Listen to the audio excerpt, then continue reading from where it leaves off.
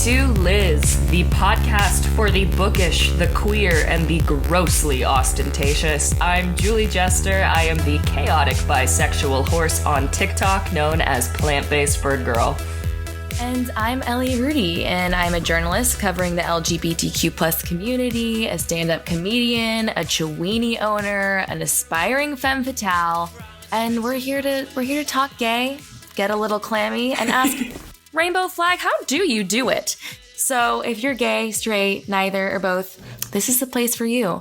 And if you don't like two girls with raging ADHD, you should probably leave because there's going to be a lot of that. There's going to be so much of it. This podcast is for lovers of dramatic moments, girls with raging ADHD, and those with the energy of a Jeff Goldblum fever dream. So let's do this thing. Here we go. And if you don't get that last reference, you should listen to the first episode. You should listen to the first episode. Wow. We are coming out swinging and very full of ourselves. So, Ellie, I need to fight you. Yes. I need to fight you. Yeah. Do you know what this is about? No, but I'm really excited. So I listened to the last episode, and I heard what you said when I went to go take care of Sparky, which was that you don't like cats and you don't like Sparky. So the faces that Ellie is making right now is they're pretty blessed. Here's what I have to say to you. I don't know how I can get in bed with someone, and by that I mean podcast bed with someone, to make a queer podcast who doesn't like cats. Do you know our audience? Do you know our gay little audience? I'm sure they like cats. I'm sure they do. And it's come to my awareness that a lot of gay people I know have cats. I don't know what's up with that.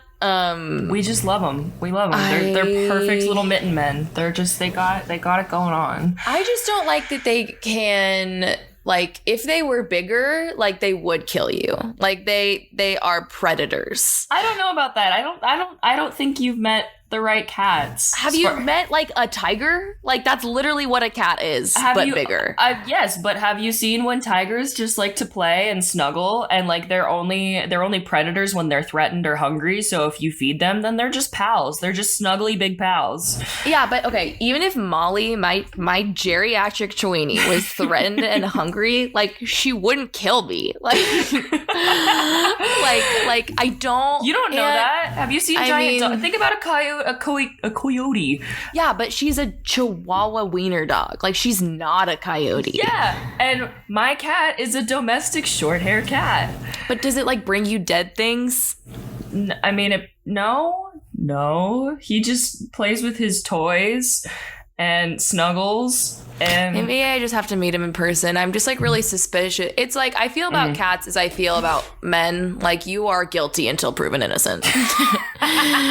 It just takes a minute to gain my trust. And I've met a nice cat, and I was you do have cat friends. I do, yes, but I was I don't see this relationship going far. I kind of felt we were co-workers. I didn't want to be there. Anyway, I'm glad we did get that. I'm glad we got that out of the way. Chest. I needed to stand up for the people who I know were listening to the last episode and thought damn, what the hell, Ellie? I bet I'm gonna get lots of hate comments, and honestly, I'm here for it. That's why I'm doing the podcast. I just want to be humbled. So I'm ready. If you have suggestions how to humble Ellie, just email us at lizispodcasting@gmail.com. This will be very good for me. I will do very well with complete strangers emailing me things to humble me. So please, if you don't like my voice, tell me, because I can't change it, but I want to know how you feel. I actually really like your voice. I was listening. Thank you. Yeah, you're welcome. Thank you so much. I was listening back to our recording and I thought, dang, that Ellie sounds nice. She has a nice voice. So, speaking of submitting things to us for us to read and be humbled by, we mentioned in the last episode this idea we had to have you all submit some gay secrets, gay stories, Gay whispers. Yes, Gay whispers, gay whispers, gay whispers, girl. we just need to take a recording of that right there and just play that every time. That's just gonna be the part. Yeah, it's just gonna be in between all of them. Our little theme song. So to kind of date ourselves and when we're actually doing this, I posted on Twitter last night a box to submit your gay whispers to, and I did not mention that it was for this podcast. I said it was for a sneaky secret project. Well, welcome to the sneaky secret project. This is it. So Ellie, this chaotic ghoul, and I are going to read your secrets, and we are going to talk about them, and we are going to share them with the general public. But like I said, these are all completely anonymous, and even though there are names on some of them, I told people to make fake names. And also, even if it's their real name, how would you know? How would you know? You wouldn't. You wouldn't know. So don't assume that this is your neighbor. Don't assume. I'm so excited. Or maybe do assume. Maybe do assume this is your neighbor, and we'll all feel a little more gay and a little more connected, and that's beautiful. I'm just so excited. I'm so excited. I'm really excited. So, Ellie, would you like to kick us off with one? Would you like to? Sure. Yeah. Let's. Okay. Okay. Oh my God. Okay. So this person's name is paramedic. I like it. Pronouns he, him. Okay. So here we go. I was in a straight passing marriage, still am, when I discovered my bisexuality. That's okay. That happens. Love it. My family is religiously homophobic, which is why I feel it took me this long. I can't act on my feelings as cheating is bad. TM. Yeah, Trademark cheating is bad. Trademark cheating is bad. Great. But I'm tired of being closeted to the world. My family would disown me if I came out. IDK, I just needed to say this somewhere. Paramedic, we are here for you. That's a really tough situation to be in. I mean, we're not professional anythings. I'm actually a professional bisexual, and I think that you should give me that. Okay, so Julie's a professional bisexual. I'm a professional Jeff Goldblum admirer, and as such, maybe, I mean, like, if you don't want to come out to your straight passing marriage partner, I don't know what the gender of your partner is, but if you don't feel like coming out to them, don't. But if you do, maybe that could allow for some areas of exploration. Yeah. Just opening some conversations up. But that's tough, paramedic, and that is very tough, paramedic. Sorry, but listen, your bisexuality is completely valid. Whether or not it's been acted on, all that matters is that it's been discovered and even acknowledged. So don't. And she's arrived. Bisexual is here. She's at the party. She has a seat at the table. She's wearing a sequin dress. She is, and long fancy gloves. She's beautiful. She's beautiful, yours. And she's yours. Yeah. Don't put yourself in a situation like coming out to your family and them disowning you. Don't make yourself go through that if you don't believe it is absolutely necessary. And if it is absolutely necessary, put yourself through that right now. But you do have a large queer family who will listen to your gay whispers, who will validate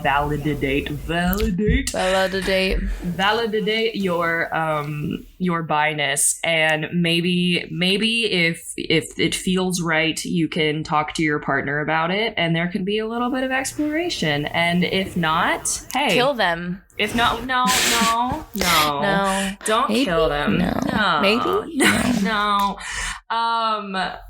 And if nothing ever happens, hey, it was recognized today on this podcast, which as of yesterday has 10,000 listeners worldwide. What? That was a joke. We haven't I was like, how did overnight sensation?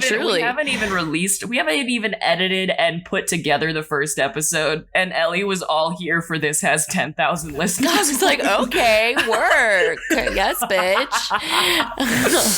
All right. Okay, you go ahead. Do another one. Okay. So I have to admit, I did open this one last night. We're trying to do these where we read them unknowingly. So that we are experiencing it first time with you. But I was testing to make sure the box actually worked, the secret box. And she works. And I saw this one and I loved it. So this comes from, ironically, someone named Liz. That's the name of our podcast. We didn't say, we didn't put that anywhere on the form. And here is Liz, who uses the pronouns she, her, and this is her secret. When I was a closeted trans girl at about 10 years old, I tried performing a variety of black magic spells and potion recipes I found on the internet to try and turn myself into a girl. I would stay up late into the night after my parents went to bed and would sneak into the kitchen and make all kinds of disgusting concoctions, sometimes involving ingredients like raw egg and vinegar. I was told I'd wake up the next day as a girl, but instead I just woke up and was sick and missed 3 days of school. I cried a lot that morning. I read this and I was like, this is a moment in gay history right here. It's just there's magic, there's raw eggs, there's sneaking in the kitchen. I don't know. There's a trans girl. There's a trans girl. There's a small struggling trans girl who I just like. If I could go back in time, there's so many things I'd want to do, like see the original Second City performances with Steve Carell and them. But honestly, if I could go back in time and do one thing, I would just hug that child who drank raw eggs to make herself a woman. That's just, yeah, I mean, I do generally try to like avoid going up to like 10-year-olds I don't know and hugging them. That's valid.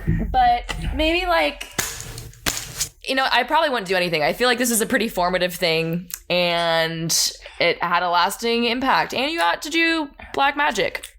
Sorry about eating the raw eggs. That probably wasn't the right move. It solidified not only your status as a woman, but your status as a witch. And that is really hot. And that is a double queer, like double points for you. Yeah. Extreme, extra bonus. You did it. You get the trip to Hawaii. You're on the Wheel of Fortune. Congrats. Shake hands with Pat Sajak. Let's do this. Okay, here we go. Let's do... Okay, this one is titled Mary Had a Transgender Lamb. Oh, hell yeah. We don't know this person's name, but her pronouns are she, her. Okay, what's on your mind? I came out to my friend as a trans girl. Okay, what going on right now? Okay, I came out to my friend as a trans girl. Oh, okay, I read drinking. It says bringing. By bringing a kinder egg? Yes, surprise egg. I read it as I came out as a trans girl by drinking a surprise egg. And I was like, just trans and drinking eggs. Seeing a theme. Oh okay. My God. So she came out as trans by bringing a kinder. It's German. Kinder surprise egg. And then it says the European chocolate one.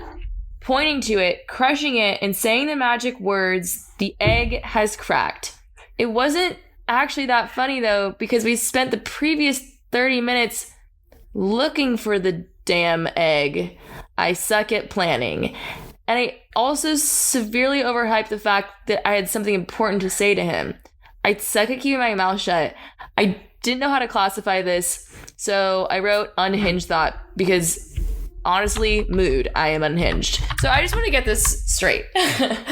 So this person, it sounds like, created like an Easter egg hunt because they said they hid multiple. They spent 30 minutes looking for the damn eggs. So they hid chocolate eggs, and then I just So wanna, go ahead. I just want to let it in here because I don't know if you know this, Ellie, but being an egg, like the egg has cracked, is a trans meme. Like, Okay, so now I know that. That makes this all make so much more sense. so an egg is sort of slang for a trans person who hasn't realized they were trans yet, and then Work. Okay. No, cracks, I think we it's should. like- I think we should keep all this in because I didn't know this. That's just all new information to me. Absolutely.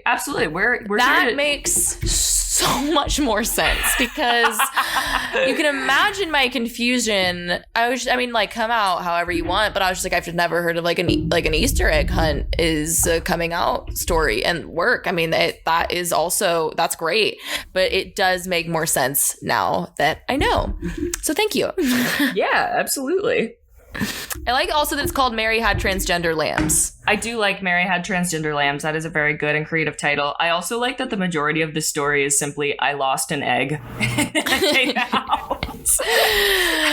Oh, there is a theme of eggs. That's really the overlap between the queer community and the ADHD community is astounding. I mean, ADHD is pretty gay, so ADHD yeah, is it a makes gay sense. time because Yeah. ADHD takes regular life and turns it into a variety show. Yes. And if that isn't the queerest thing of all time. Yeah, for real. Okay, you do another one. Okay, I'm loving okay, this. okay. Yeah, me too. I'm really fascinated by this one from Step On Me Mommy. Oh, here we go. Step On Me Mommy from He Him. It's a queerstion. I love this because this is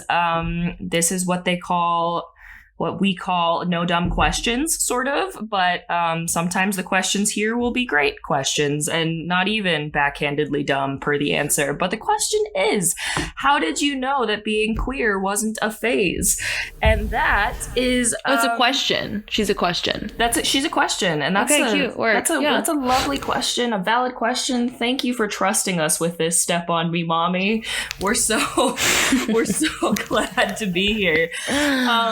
I honestly, with my sort of religious background when I was younger and very much a little Jesus lad, wanted to believe that my queerness was a phase and wanted it to be kind of like just something that happened. Goodbye, everybody. And honestly, it was the passage of time that kept happening as I kept, because I'm bisexual, if you didn't know. Ellie just rolled Talks her about it all the damn time. Yeah, so I would go through these phases.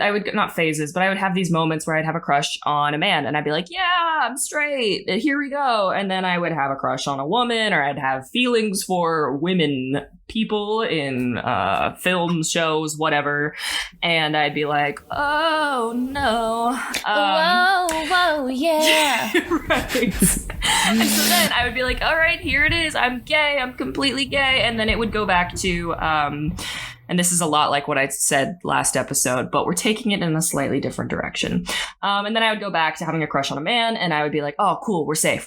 That was just a drill. It was just a drill. We're just fine." a drill. So it was that cycle kept happening over and over and over and over and over again, that for a long enough time that I was like, all right, this isn't a phase. This is the cycle of my life.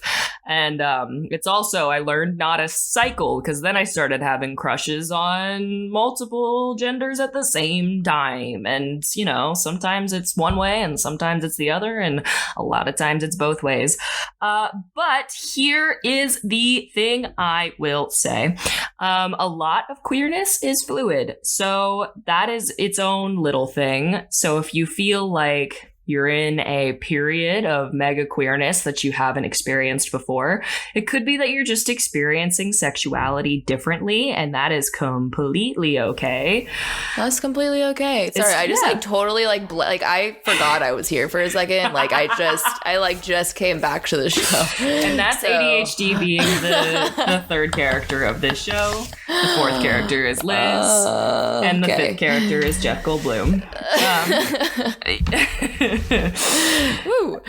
All of what Julie said was good, I imagine. I don't know. I wasn't listening, but it was probably, I second that. So there is that. And then here's another thing. For people who get sent to things like conversion camps and are told that this is a phase and it can be thought out of, for the most part, while sexuality can be fluid, for the most part, it's really not a phase. Queerness once is a queerness forever, basically. For evs. Queer for evs. And so if you're just exploring and you are trying to see if this is something you like, I know men who I know men. I have men. Familiar with them. I know men who thought they might be gay and experimented with men and came out of that being like, I did not enjoy that, or that wasn't actually what I wanted. I also know men who have done that. Yeah, and then they just moved on with their lives. So if you're curious, I would say get out there, champ, and then move on with your life, or learn that you're queer. But also let the record show you don't need to have a sexual experience to validate your queerness or anything like that. But if it's something that you would like for your own personal records and your own personal self-feedback, then once again, get out there, champ. Go get it. Get out there, champ. Okay, I think we should move on to the next segment because my mom just landed. We're doing this all under the timer of when Ellie's mom is going to get here. Coming. She's coming to visit me. So, okay. Last week, I brought to you the Bisexual Manifesto. This week, we have Ellie taking us through... Pride flag. Yeah. History.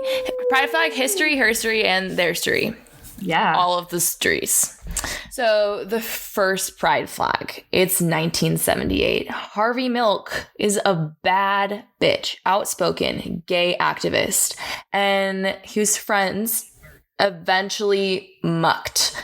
This is before that. Not that long before that, actually, as we'll come to find out. So God rest his soul. I don't know why I said that. I'm not really religious. Like, love you, Harvey Milk. Anyway, so he was friends with this guy named Gilbert Baker, who was also a drag queen, which just goes to show that drag queens do all the most important and best things for society.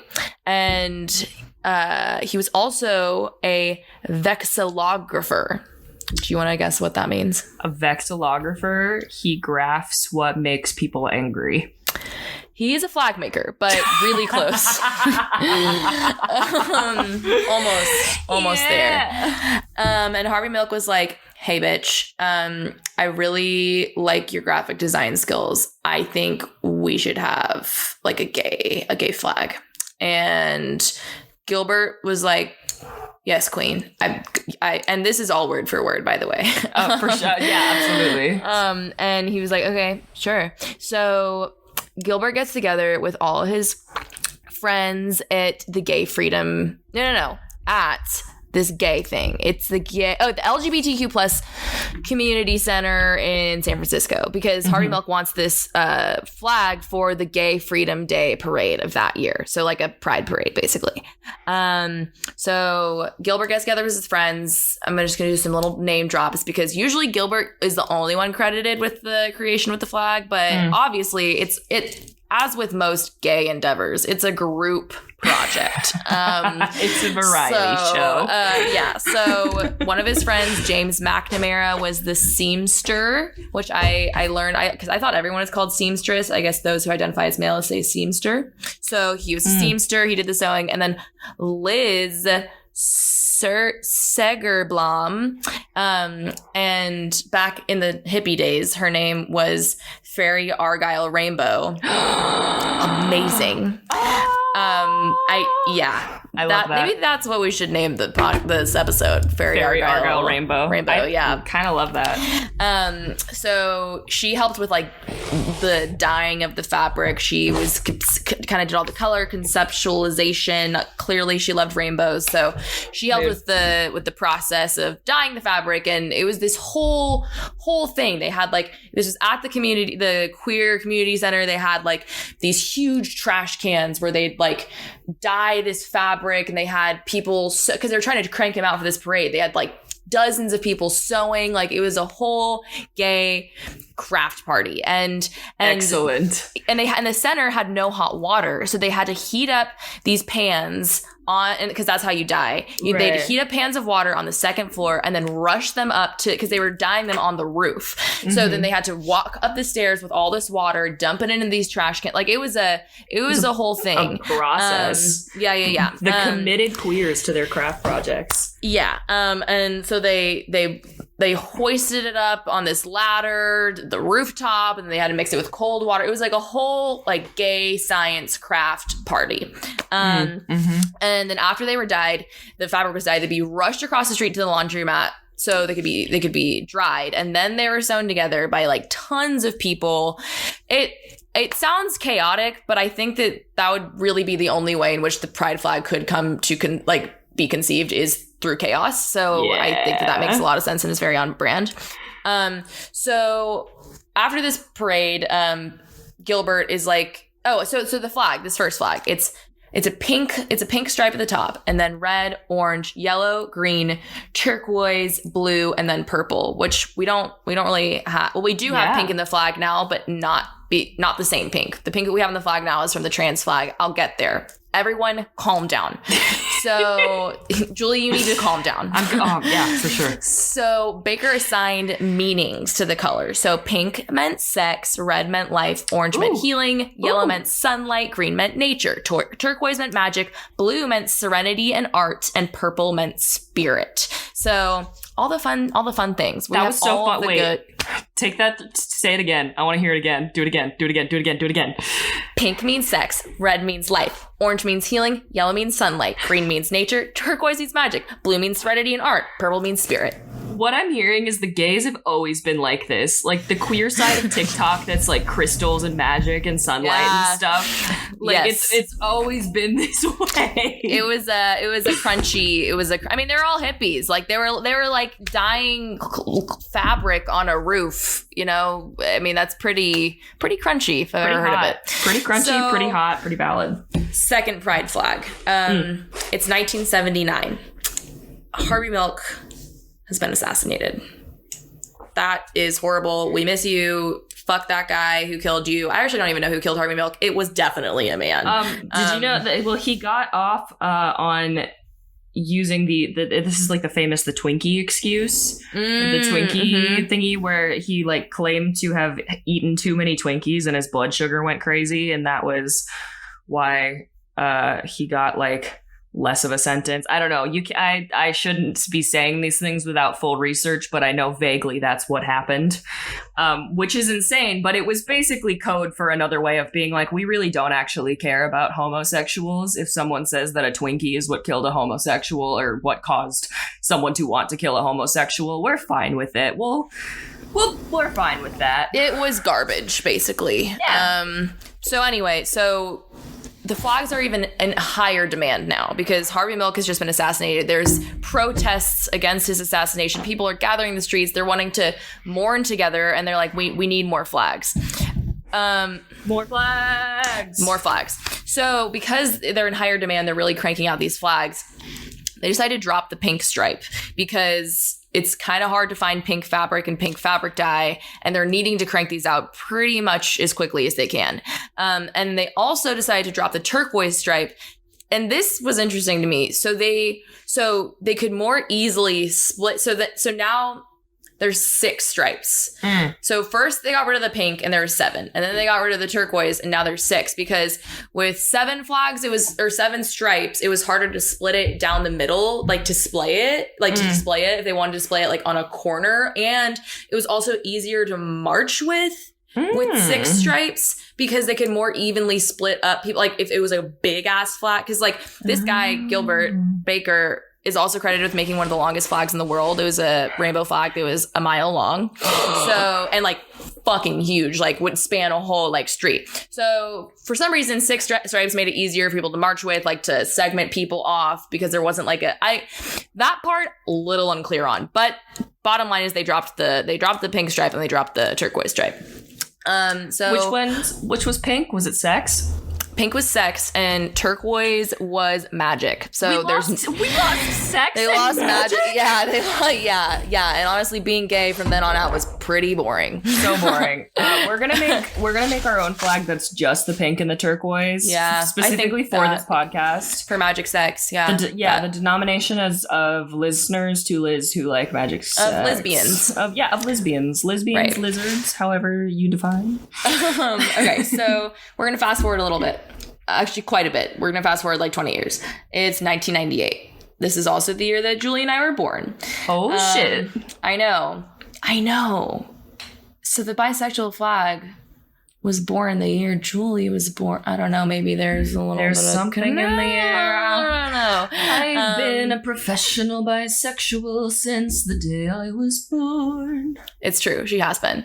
So the bisexual flag, it's not technically like, obviously it's not the pride flag, but it's still important in the history. And there are so many queer flags. And I want to do a totally separate episode just on the rest of them, because I'm not kidding. There's probably there's 22. We didn't have time for that. So today we're doing the pride flag, the bi flag, and we'll get there. Trans flag, anyway, everyone calm down. So anyway, this flag was created by a bisexual named Michael Page, bi activist, great. And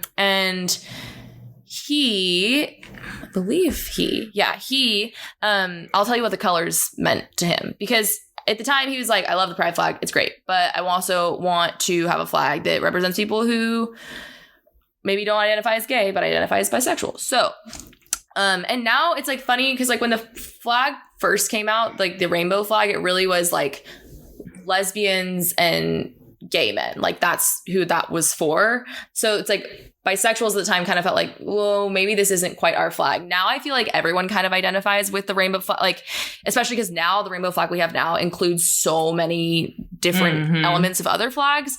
So it's become more inclusive. But anyway, I digress. So pink to him represented attraction to one's own gender. Blue represented attraction to a different gender, and purple represents like the overlapping attraction to both / multiple genders.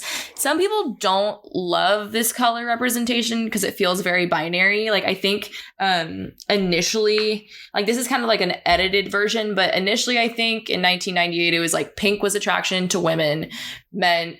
Blue was attraction to men, and purple was attraction to both.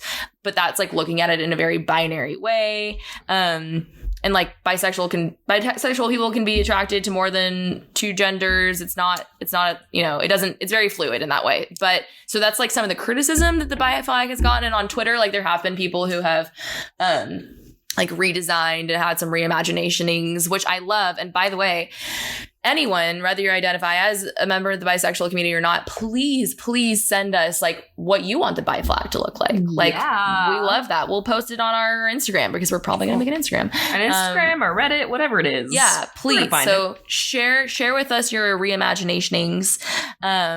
But anyway, so that's the bisexual flag. We're gonna fast forward a little bit more. Maybe the bisexual flag was 1997. Anyway, don't quote me on that. I'm not professional.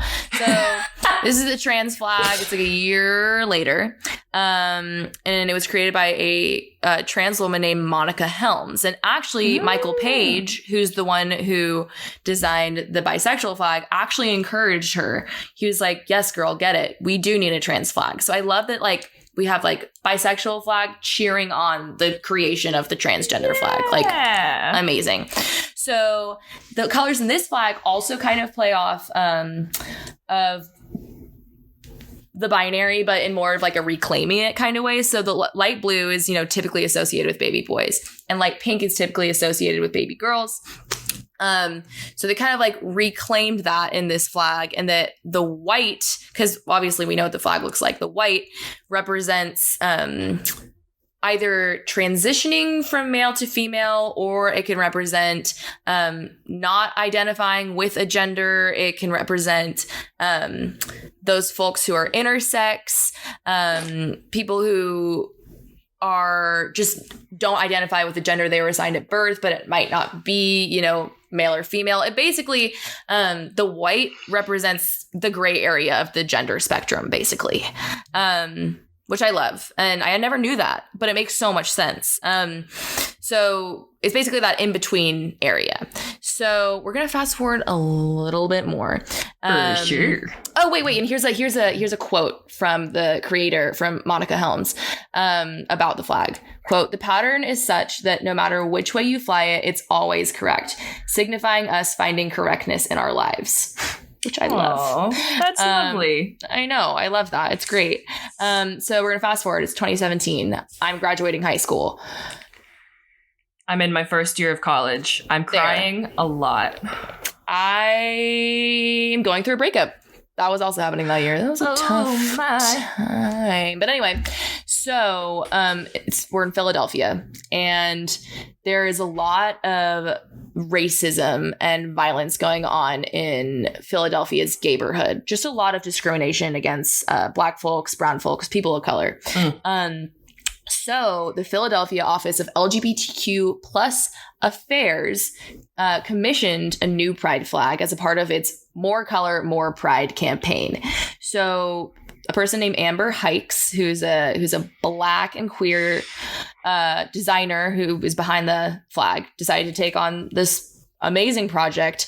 And basically what we see in that flag is the addition of the black and brown stripes at the top. I think we're all pretty, and this is known as the progress, or no, sorry, this is known as the Philadelphia Pride flag. And this is just those stripes are really meant to acknowledge the role of people of color in the queer community, and how formative especially the Black community and brown communities have been to the queer experience and queer culture. And especially, there's a lot of talk around the time about how like cis white gay men could be really exclusive within the queer community and like gatekeep a lot of like queer spaces.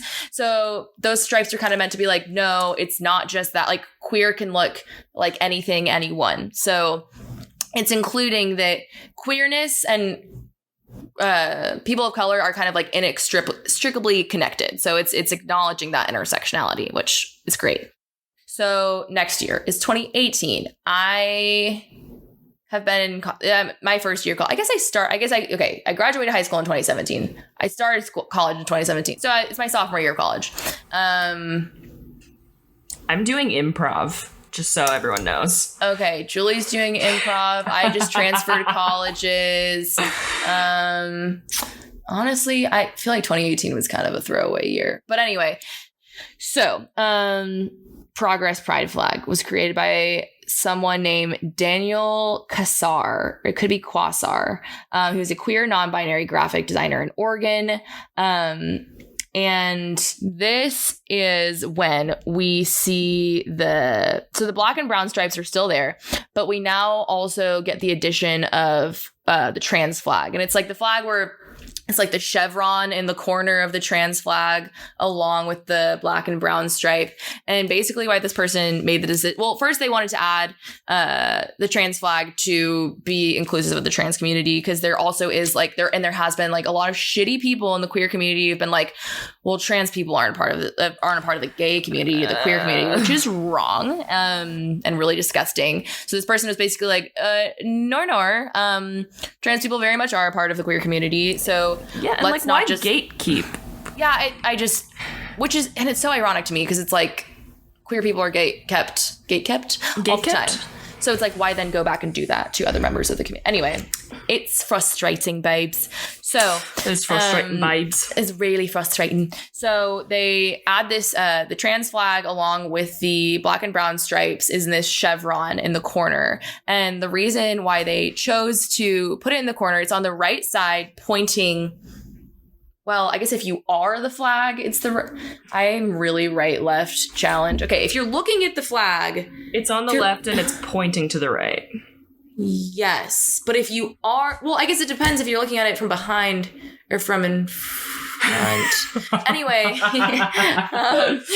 Okay, so there's a flag and there's a chevron and it's pointing in a direction. And whether it's right or left, that's up for interpretation. There is a correct answer. I struggle a lot with left and right. So we're going to move on. So it is pointing in a direction, which is supposed to... Okay, it says the triangle is pointing right. Yeah, okay. So it's on the left side, pointing right. Right? Yes. Okay. I'm glad you guys are all here for that. And that is signifying the moving forward of the LGBTQ plus community and the progress that has been made. But the reason why it's all the way at the left and there's like all that room is because they want to signify that while we are headed in the right direction, there is still a lot of work to be done. So there's some symbolism going on there. I love that. Symbolism. Well, flags are symbols. And flags are symbols. That is what you're going to learn here today and what you have learned here today. And goodbye. Thank you so much for listening. Yeah. We'll see you next week. This is the riveting journalism that we are bringing to you. Flags are symbols. Okay, we have one more flag. It's 2021. Why? That was last year. The pandemic is still going on, but I'm vaccinated. I rode my bike from Seattle to San Diego with a whole bunch of other ladies. I'm massively depressed. I post on TikTok like once every couple of months, and somehow that gains a following. Work. Okay, so that's what's happening with us. Just because we are only talking in terms of timelines of like Julie and I's personal lives. Because you were all there. You remember this. Yeah. You remember when Julie was depressed. You remember when I was so depressed. Okay, so it's 2021. There's an intersex writer and equality rights advocate in the UK named Valentino Vecchietti. Vecchietti. Yeah. Vecchietti. So I nailed that. They use she, they pronouns. And for this edition of the flag, the intersex symbol is added to the chevron. And just we will talk about the designing of the intersex flag later on. But the original, just the intersex flag, which is just yellow with a purple not square. I'm making the shape with my hands. It's circle. It's not square. I'm okay. You got it. You got it. Left, right, square circles. It was originally designed by Morgan Carpenter and Tony Brifa. So that's like the OG designers of just that flag. But then this person, Valentino Vecchietti, decided to add their beautiful, gorgeous yellow purple situation and smack it right in the chevron. They smacked it right in there. Love that for them. And so that's the flag we have now. It's really inclusive. There definitely will be updates to come, I'm sure. And send us if you have anything you would like included in the pride flag. Let us know. Show us. Once again, Liz is podcasting at gmail.com. All the sources for this will be in the show notes. I'm sure some of this is wrong because I'm only human. So if we ever get anything wrong or you think that there's like other information that should be added, please let us know. And then in the following episode, we'll update it. We'll say, hey, we got this wrong. We're so sorry. And we're going to do better next time. And we're going to try our best. And we'll also let people know other resources. If there are other things about pride flags that you think people should know that it wasn't included, let us know. If there are any books, movies, not other podcasts. No, this is the only podcast. It's only us. It's only every Liz. Podcast. Liz is every podcast. Liz is everywhere. But that's just a brief history of the pride flag. And in the future, I will be doing another little ditty. Actually, a pretty long ditty, I would imagine. Maybe multiple medium ditties. medium ditties on just an the album various of ditties. the album. My next album will be dropping, and it'll be the rest of the Pride flags because there are so many, and I bet by the time that I do the next episode, there will probably be even more, which is great because who doesn't love flags? Who doesn't love flags? Bitches love flags. Bitches be loving flags. Bitches be loving flags. And why should we stop ourselves from having flags? I see so many people in the queer community being like, and out of the queer community, obviously, but also in the queer community being like, why do we need all of these flags? Why can't we just like have this one flag? Like, blah, blah, blah, blah. And I'm like, do you know who you sound like right now? Do you know who you sound like right now?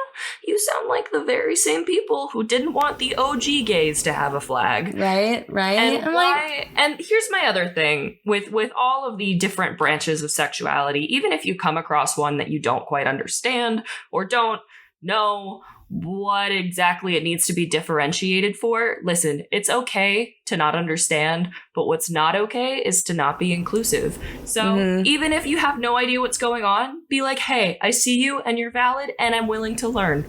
Yeah. I mean, I never have any idea what's going on, and I'm still like not that shitty of a person. So like I'm always pretty confused. Clearly. Like my notes for this segment were just looking back on them, I was like, did I forget how to read and write? Like, they don't really make a lot of sense.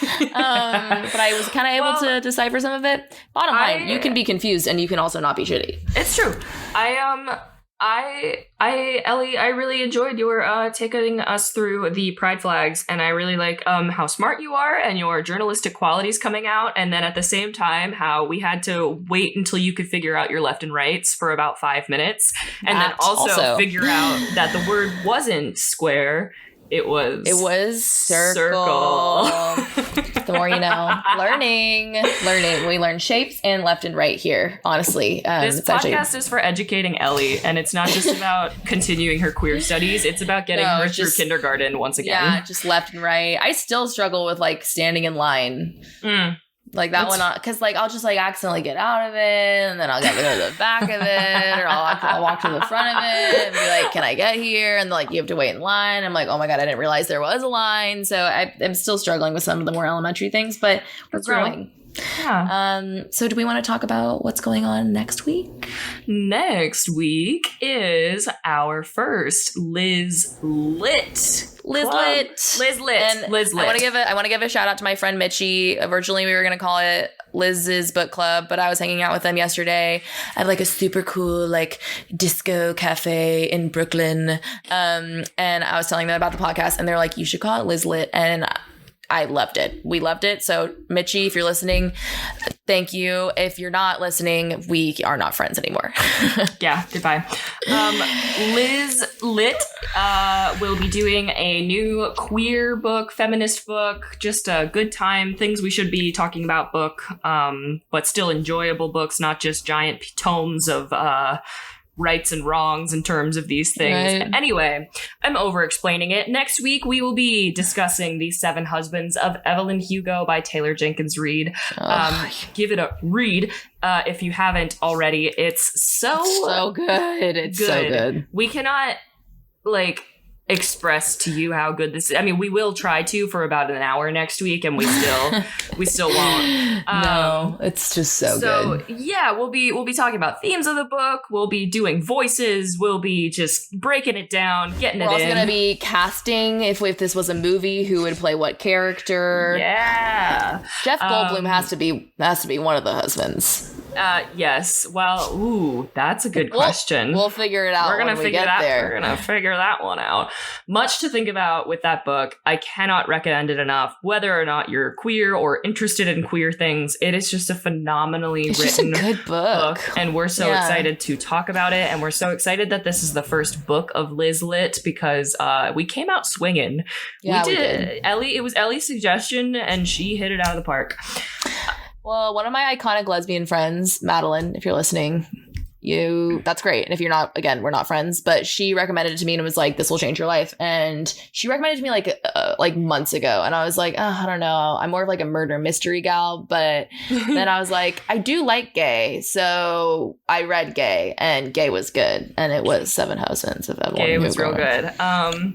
And if you're a listener who doesn't plan on reading this book, you might still be entertained by next week's podcast because Ellie and I are just nonstop fun machines. We are fun machines. And this has nothing to do with what we were talking about. But the other day I was in a cafe and my computer just started blasting the Goosebumps theme song.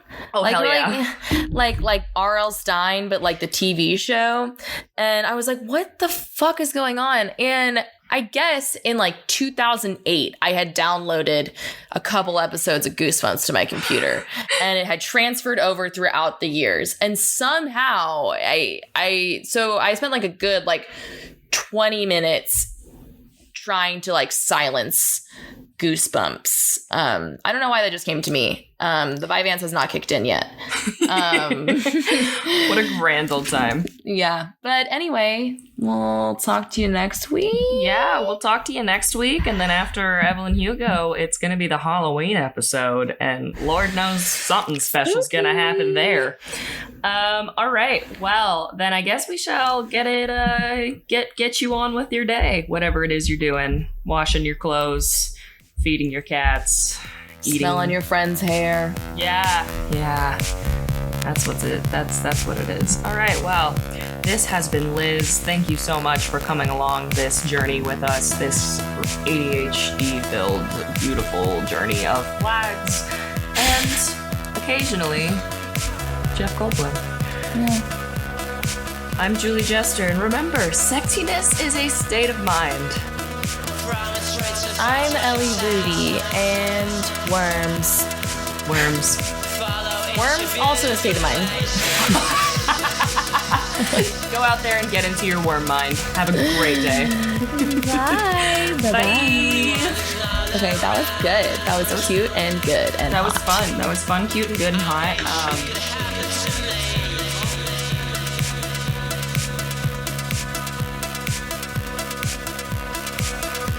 Your voices are singing so clear, I just can't